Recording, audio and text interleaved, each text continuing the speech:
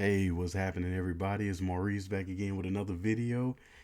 And today, this one is a little special. I got tagged in it's a new challenge that's going on, that's floating around Twitter. And I got nominated by the great David over at All Games Old and New. Or New and Old, excuse me. I'm already getting it wrong. But it's a set of 20 questions, and it's kind of a cool way to allow the content creators to show more of their personality and what they love and appreciate about the board games. Some things that they don't like about the board gaming hobby. So I'll go ahead and dive into those questions, and I received a few questions on Twitter, so I'll go ahead and answer those as well.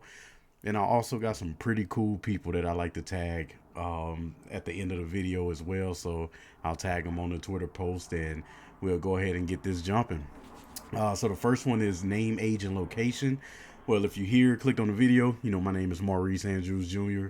I just turned 31 a week ago, so your boy's getting old, but that check engine light haven't turned on yet. And my location, I'm currently here in Boise, Idaho. Originally hailing from Houston, Texas. That story, that might be a whole nother video, so I'll explain that another day. So the second one is favorite childhood board game.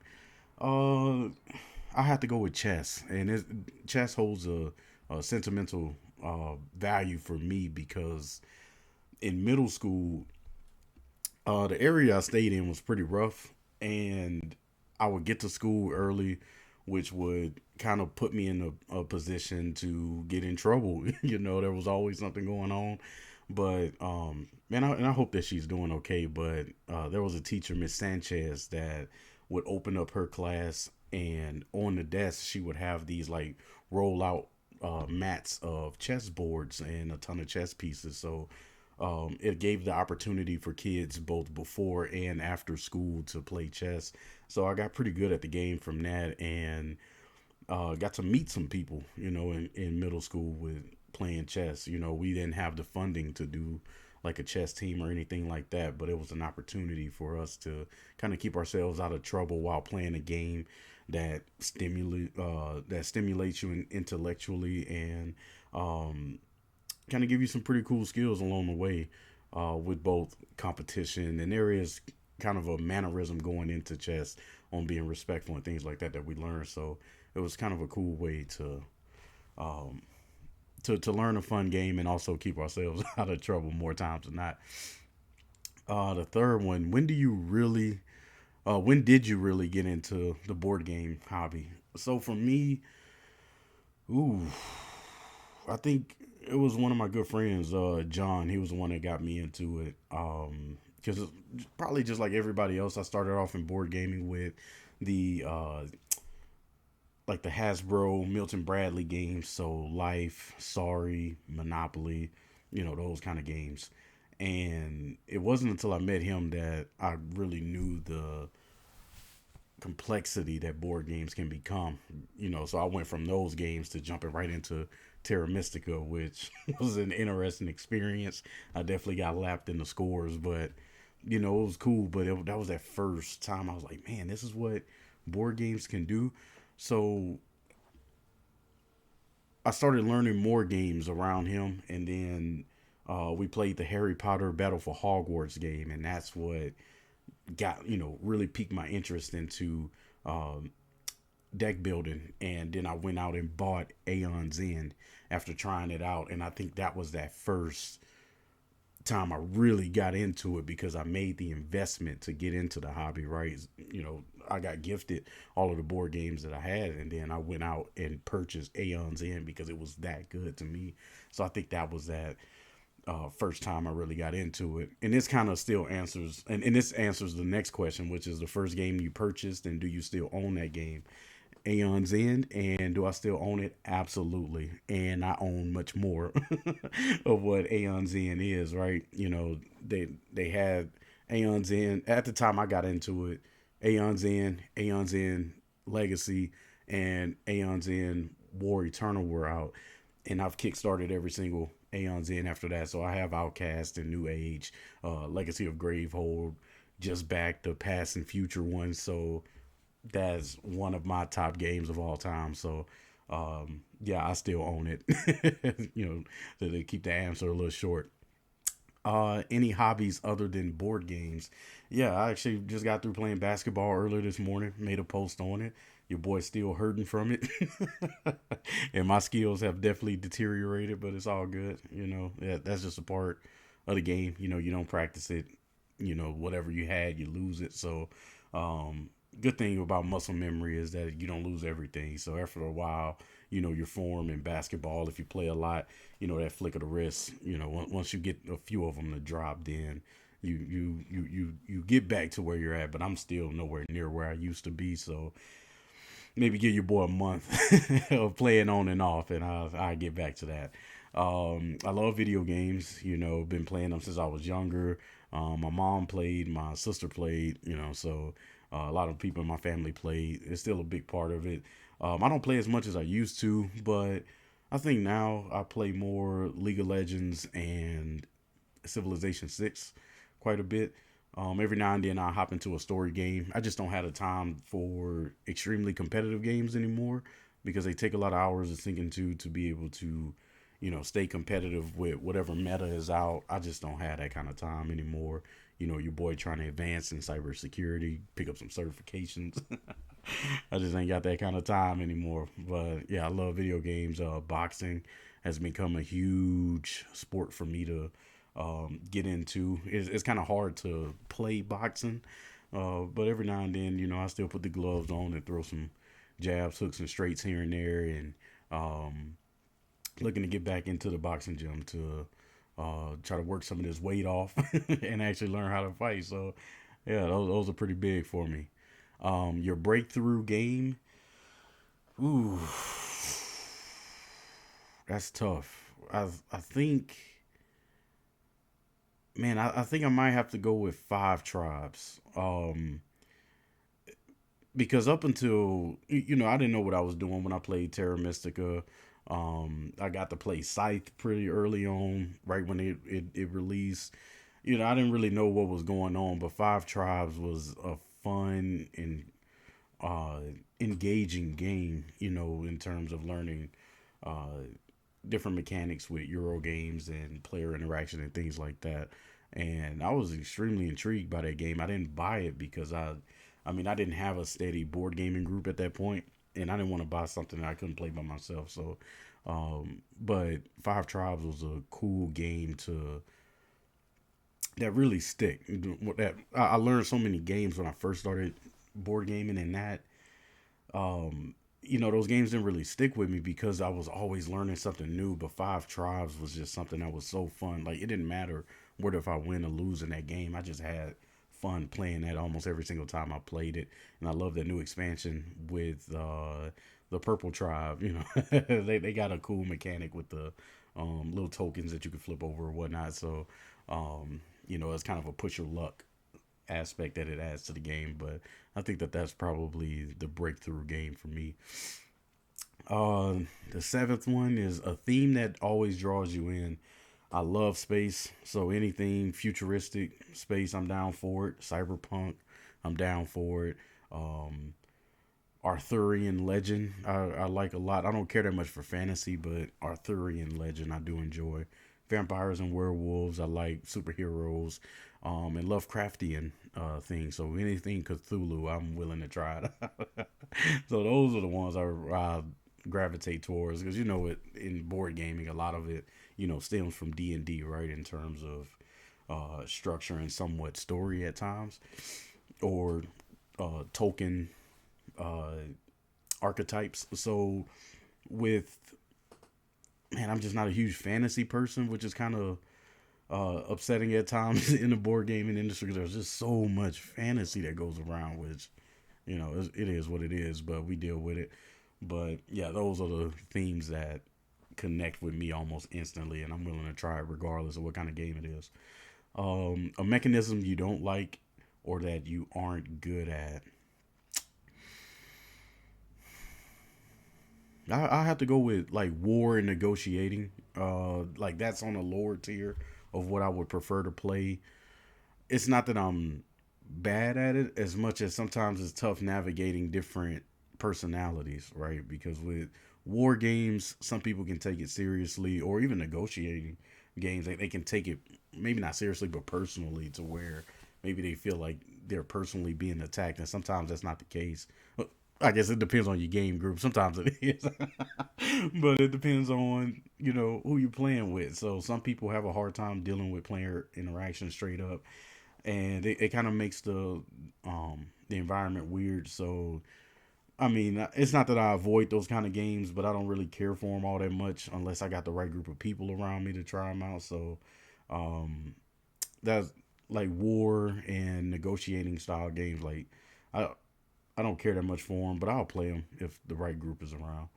And I just realized I skipped a question, which is favorite mechanisms. And my favorite mechanisms: deck building, co-op, um, detective sleuthing, like those kind of games. I'd play almost every single time.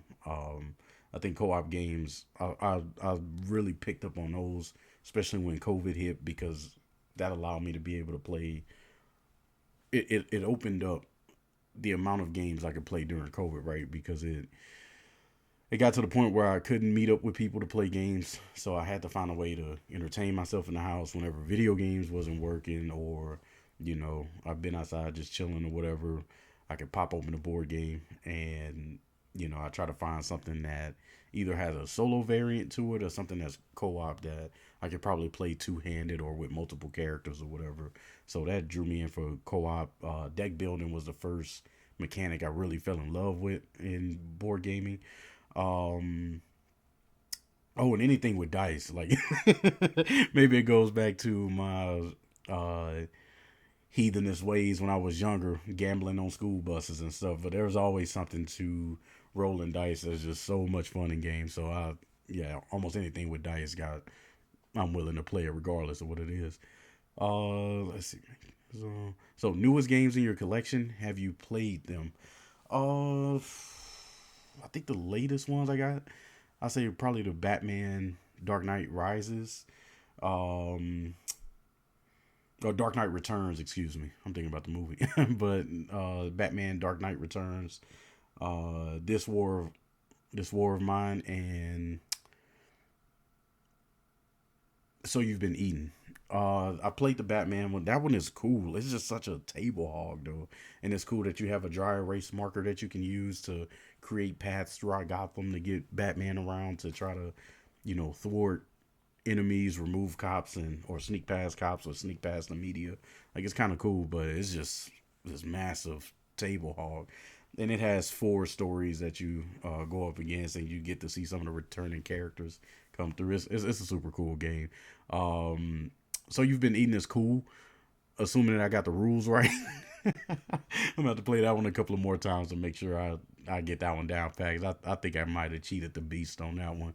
And then this War of Mine I haven't played yet, but that's on the docket for me to play this weekend. So that's where we at on that. Favorite player count. So I'll go with 3 to 4 because whether if it's co-op or if I'm going against people, I love seeing things that I can't see.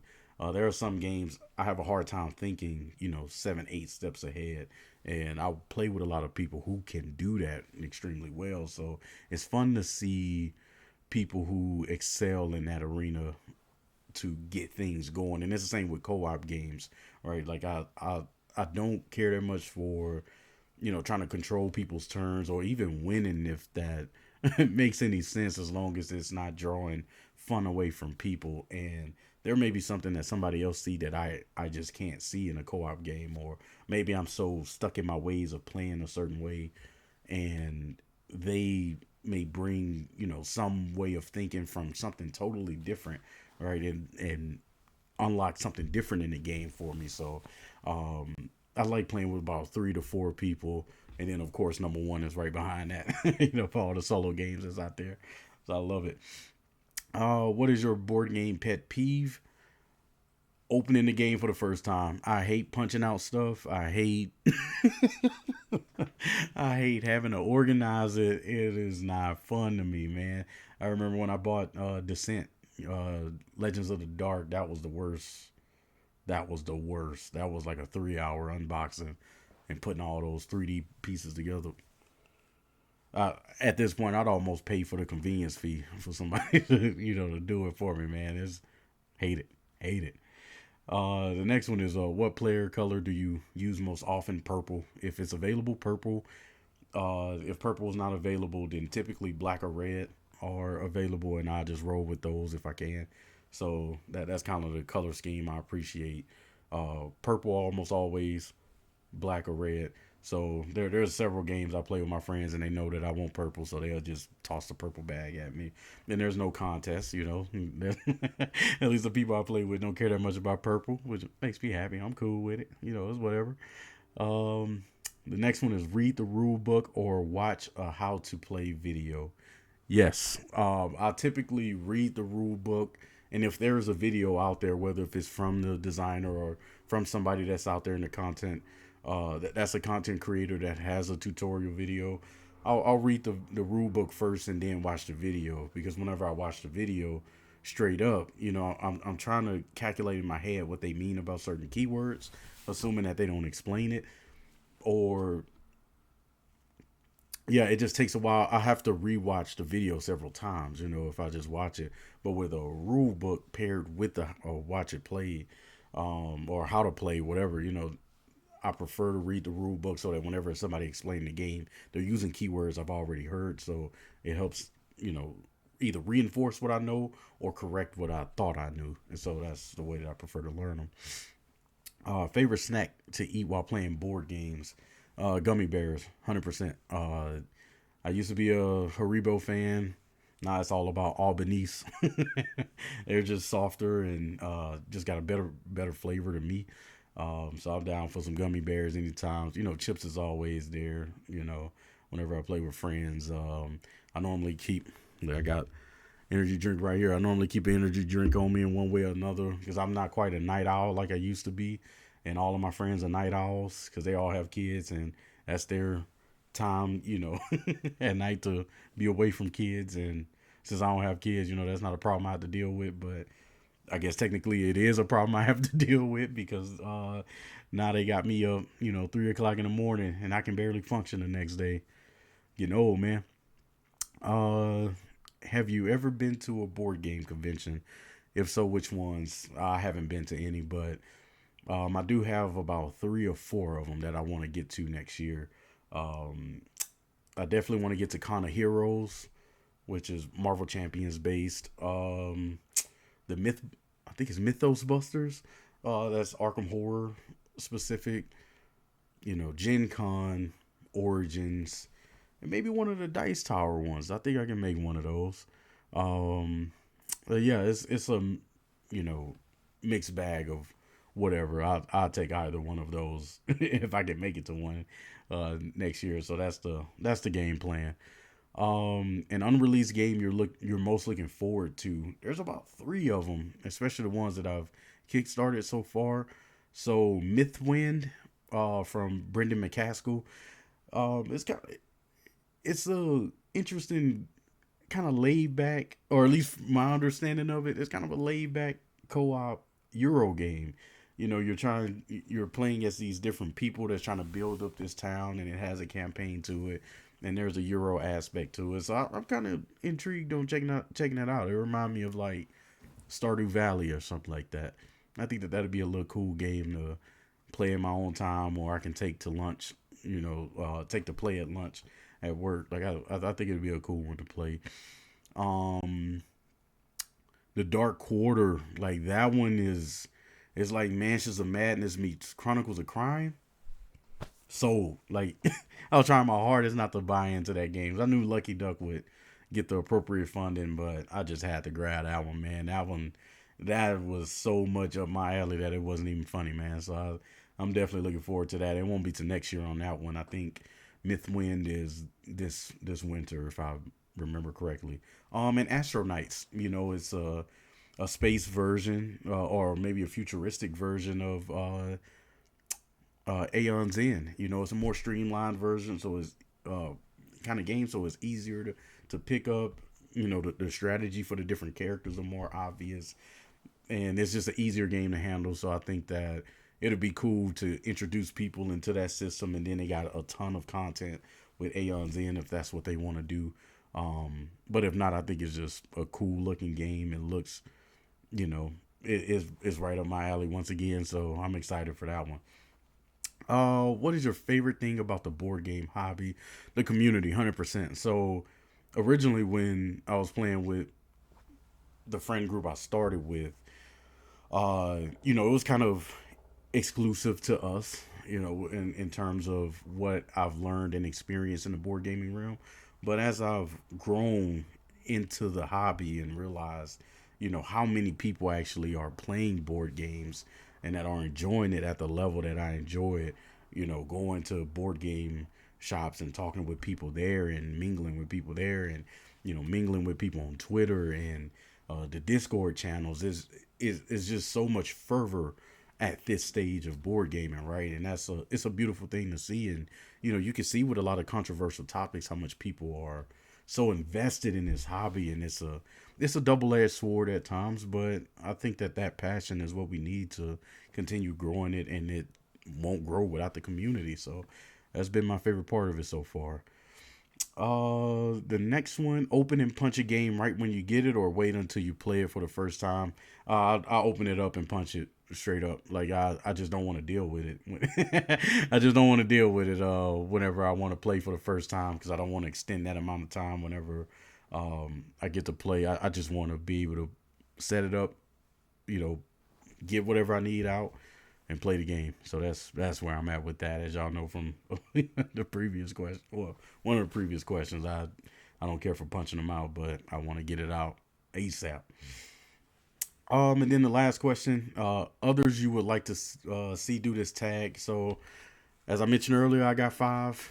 I'm gonna go with entities because some of them include multiple people. So if they've already done it, my bad, I didn't know. But I think that these are people in the realm that have such good personalities, fun personalities, and I think that it'd be more fun for people to learn more about them. Maybe they came in, just doing a ton of content, and their personalities see through their videos. But this is a way to kind of see what they do in their personal lives or how they view, board gaming in general.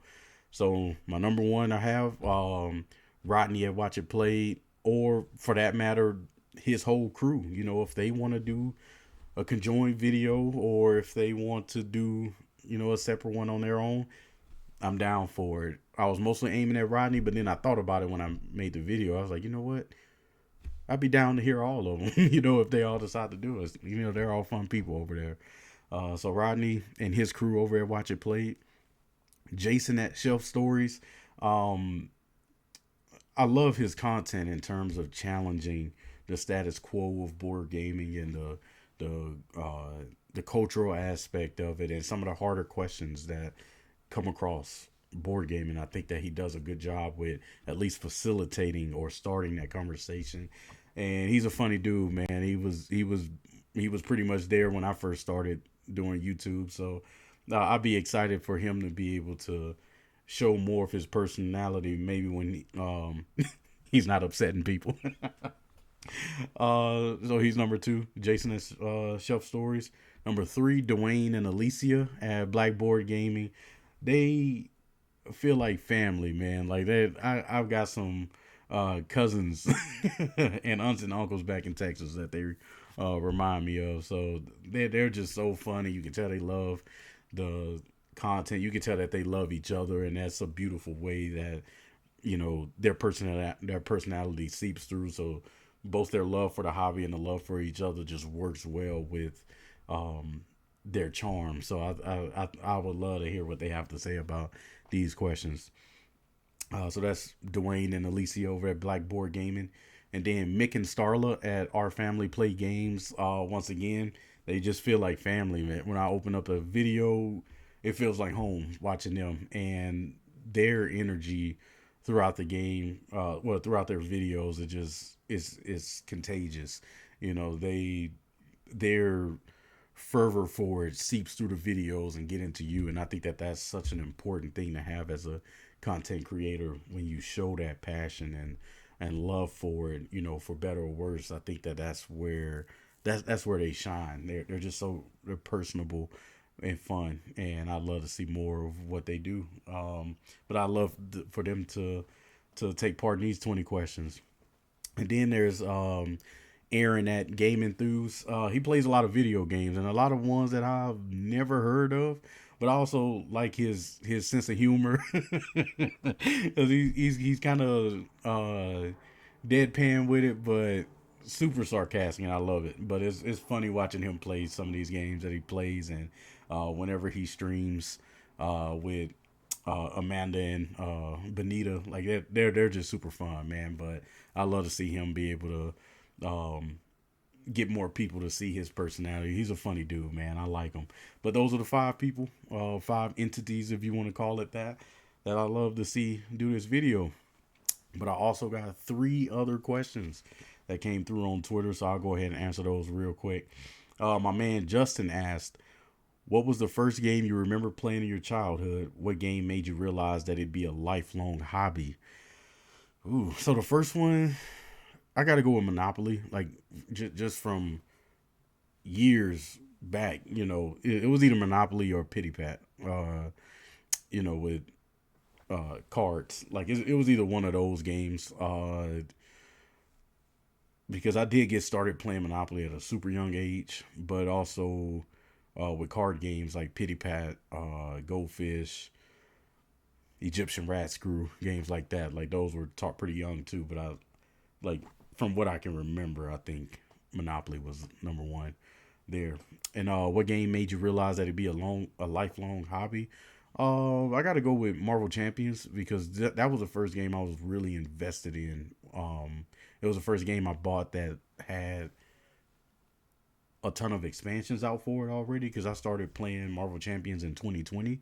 I think the game came out in 2018, late 2018, I think, or maybe late 2019. I can't remember, but it already had like several characters out. And I think maybe Rise of Red Skull was already out. So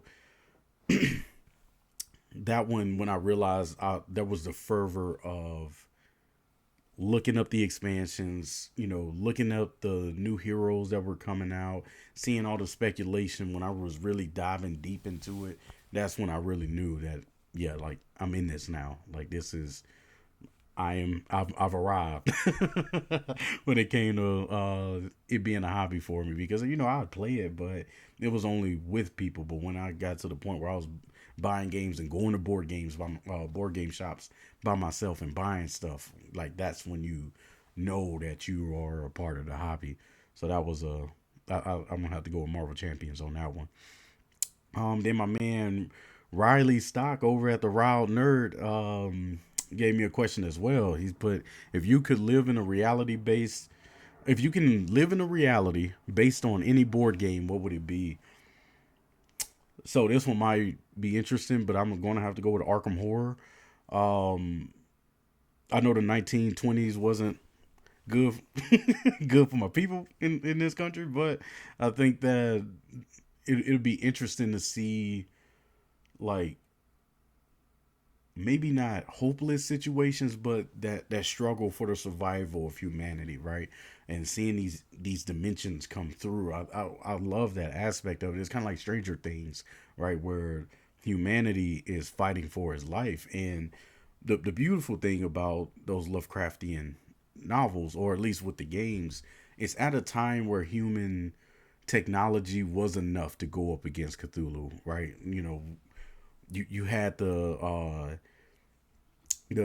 Thompson machine guns and the Trent shotguns and all that, plus all the different kind of melee weapons. So they were enough to fight all of these horrific creatures, but it wouldn't be as scary in present day. We got AA-12 shotguns and AR-15s and all this lasers. We got all kinds of stuff now, but so it wouldn't. They would have to advance along with us, or we would just smoke them as humans. But I think that would be an interesting reality to see. I don't know how badly I want to live in it, but I think it'd be interesting to see at least. Oh, good question, man. And then my man David over at All Games New and Old, man, this dude. So he put Fantasy Flight has hired you to design a character for Marvel Champions. You have to make the character usable and make sure the rules match the character. But the character is Aunt May. How do you design her? So I really had to think about this one. And two things. We haven't seen a character that focuses on their alter ego all that much. And what I mean by that is a hero, let's say an alter ego only hero, which is interesting. Hold stick with me. So Aunt May is known for her ability to take care of people, right? So maybe we can have, her have an ally, or a couple of allies that she's run into that, for as long as she's been alive in whatever comic runs to be able to help her out. She probably specializes in leadership, where she can put out certain heroes, but then all of her cards are based on boosting different allies. So she is more ally based, but she has to stay in alter ego because she's not a fighter, right? So the biggest thing you're gonna have to deal with is definitely the scheme. Um, but maybe instead of attacking, it would be similar to the Green Goblin, where maybe there's, instead of her being attacked, you can either defend with a hero or if an ally gets attacked, maybe she can take some of that as damage or something like that. I think that would be interesting on having an alter ego only hero set, which would be super interesting. Or we go to the extreme, we bring in Spider Man. It's I did not make this up. She's a legit hero in one of the different um dimensions, in the multiverse, where instead of Peter Parker getting the Spider-Man abilities, it's her that gets it. She's the one that gets bit by the um she's the one that gets bit by the spider. So she would have your traditional Spider-Man stuff, but she's also a leader. There's the team Spider-Man, so it's her, Peter, and her husband Ben. So you can have uh maybe either start the game with Peter and Ben, and then they're the ones that's trying to churn out uh upgrades and buffs for you. So you can have Peter, who still have his intelligence, to go through, and since he has a stable home to be in, he's able to get through school. So he's the one that's churning out these different upgrades for her. And then you got Ben, who's the moral support, and he's the one that's probably giving her different status boosts. He's giving her tough and giving her +1 on scheme or attack or whatever, or excuse me, thwarting or attack. So her kit would be more towards upgrades and personas than it is events, and then you can fill in the rest on the deck building. So I think that would be an interesting design. So yeah, David, thank you for making me think about that for a lot, but it's all good. But yeah, that's my answering of those 20 questions. And once again, I hope that at least one of those guys that I tag in this is able to do it. I think it'd be fun. I think it'd be good for the community, to be able to share that side of them on these questions. So thank you all so much for watching. I appreciate it as always. And if there's anything that you agree or disagree with me on, I'm all right. If we're getting spicy on a Saturday or Sunday debating people, I'm not above it. If you want to debate me on one of these, let me know. I'm down for it. Or if you want to show your support in it, leave a comment on what you appreciate it, what's something that you disagree with me on, and we can talk from there. But thank you again, and have a wonderful day.